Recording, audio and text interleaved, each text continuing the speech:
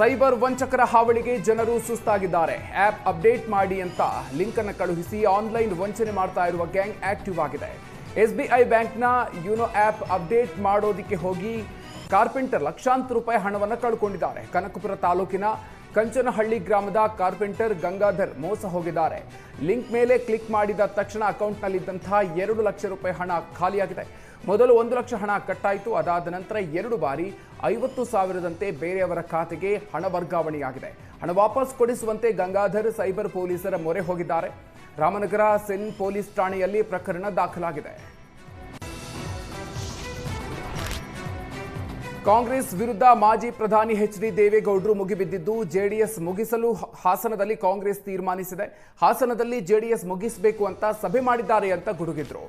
ರಾಜಣ್ಣ ಉಸ್ತುವಾರಿಯಾಗಿ ಇದ್ದಾಗ 70ರಿಂದ 80 ಸಾವಿರ ಜನ ಸೇರಿ ಸಭೆ ಮಾಡಿದ್ದಾರೆ. ಕೃಷ್ಣ ಬೈರೇಗೌಡ ಬಂದ ಮೇಲೂ ಕೂಡ ಹಾಸನದಲ್ಲಿ ಸಭೆಯನ್ನ ಮಾಡಿದ್ರು ಅಂತ ಆಕ್ರೋಶವನ್ನು ಹೊರಹಾಕಿದ್ರು. ಅಲ್ಲದೆ ಜನವರಿ ಕೊನೆಗೆ ನಾವು ಹಾಸನದಲ್ಲಿ ಸಭೆ ಮಾಡ್ತೀವಿ, ಕುಮಾರಸ್ವಾಮಿ ರೇವಣ್ಣ ನೇತೃತ್ವದಲ್ಲಿ ಹಾಸನದಲ್ಲಿ ಸಭೆ ಮಾಡ್ತೀವಿ, ರಾಜ್ಯ ಸರ್ಕಾರದ ವೈಫಲ್ಯಗಳ ಬಗ್ಗೆ ಮಾತಾಡ್ತೀವಿ ಅಂತ ಗುಡುಗಿದ್ದಾರೆ.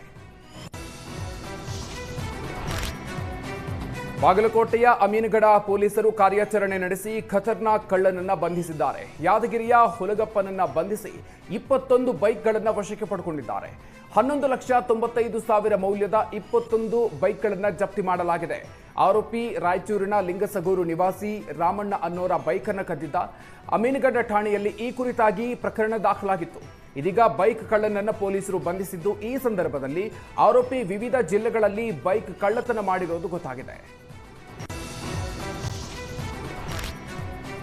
ರಾಜ್ಯದಲ್ಲಿ ದ್ವೇಷ ಭಾಷಣ ತಡೆ ಕಾಯ್ದೆ ವಿರೋಧಿಸಿ ಬಿಜೆಪಿ ಪ್ರತಿಭಟನೆ ನಡೆಸಿದೆ. ಬೀದರ್ ಜಿಲ್ಲೆಯ ಬಸವಕಲ್ಯಾಣದಲ್ಲಿ ಬಿಜೆಪಿ ಪ್ರತಿಭಟನೆಯನ್ನ ನಡೆಸಿತು.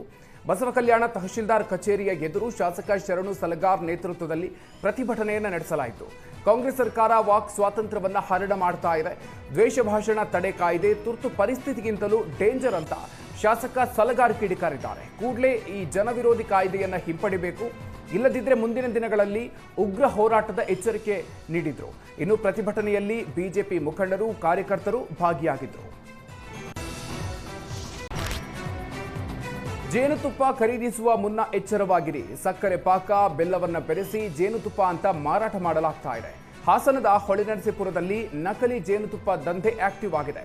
ಪೇಂಟಿಂಗ್ ಡಬ್ಬದಲ್ಲಿ ಕಲಬೆರಕೆ ಜೇನುತುಪ್ಪವನ್ನು ಸಂಗ್ರಹಿಸಿ ಮಾರಾಟ ಮಾಡಲಾಗ್ತಾ ಇದೆ. ತೆಲಂಗಾಣದಿಂದ ಬಂದಿರೋ 25ಕ್ಕೂ ಹೆಚ್ಚು ಕುಟುಂಬಗಳು ಹೊಳೆನರಸೀಪುರದಲ್ಲಿ ಠಿಕಾಣಿ ಹೂಡಿದ್ದಾರೆ.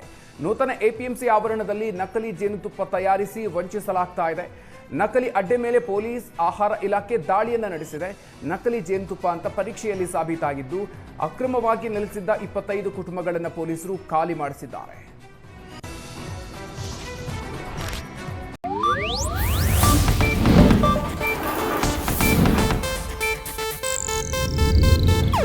ಇದು ಏಷ್ಯಾನೆಟ್ ನ್ಯೂಸ್ ನೆಟ್ವರ್ಕ್ ಪ್ರಸ್ತುತಿ.